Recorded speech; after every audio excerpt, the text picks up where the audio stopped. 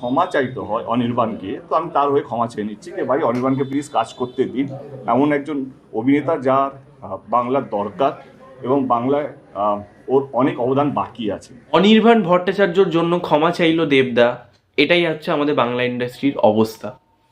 তো সবার প্রথম ব্যাপারটা যদি আপনাদের খুলে বলি, এখানলি দেবদা একটা সাক্ষাৎকারে মানে ছোট একটা বাইটে জানায় যে তাকে জিজ্ঞাসা করা হয় যে ডেসু 7 সিনেমাতে অনির্বাণ ভট্টাচার্য সে অ্যান্টাগনিস্টের রোলে প্লে করছে কিনা, সেখানে দেব যে এটা পুরোপুরি রুমার্স ছিল, এটা কোনো কিছুই হচ্ছে না, ঠিক আছে। তো এরপর দেবদা আরও জানায় সে অনির্বাণ ভট্টাচার্যের জন্য লিটারেলি ক্ষমা চায় যে ভাই তাকে যাতে কাজ দেওয়া হয়, ফেডারেশন যাতে তাকে কাজ দেয়। কারণ করবো যদি ক্ষমা চাইতে হয় অনির্বাণকে, তো আমি তার হয়ে ক্ষমা চেয়ে নিচ্ছি যে ভাই অনির্বাণকে প্লিজ কাজ করতে দিন। এমন একজন অভিনেতা যার বাংলার দরকার এবং বাংলায় ওর অনেক অবদান বাকি আছে। ও ভালো ছেলে না খারাপ ছেলে সেটা আমার কাছে ইম্পর্টেন্ট না। ও ফেডারেশন ভার্সেস ডিরেক্টরস গিল্ড যখন এই সমস্যাটা দেখা গেছিল, সেই সময় কিন্তু প্রচুর ডিরেক্টর প্রচুর অ্যাক্টর কিন্তু মানে অবরোধ করেছিল, সেটা নিয়ে কথা বলেছিল, কিন্তু তারা আজকে সকলে চুপ।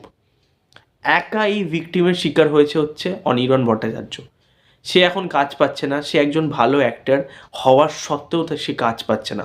এসবিএফ কতদিন তাকে ব্যাকিং দেবে? এসবিএফও তো মানে ইন্ডাস্ট্রিরই পার্ট, তাই না? সেও তো ফেডারেশনেরই পার্ট।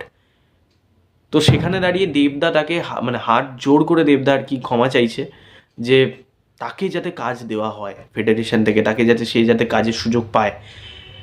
তো এটাই আমাদের ইন্ডাস্ট্রি, আর কিছু বলার নেই। এন্ডটা মানে দেবদাই এমন একজন মানুষ যে মানে সত্যি দেবদা অ্যাজ আ পার্সন এতটাই ভালো, এতটাই কাইন্ড হার্টেড পার্সন যে অন্যের জন্য ক্ষমা চাইছে। তো তোমাদের এই পুরো বিষয়টা নিয়ে কমেন্টে জানিও। ভিডিওটা ভালো লাগলে লাইক করো, শেয়ার করো। টাটা।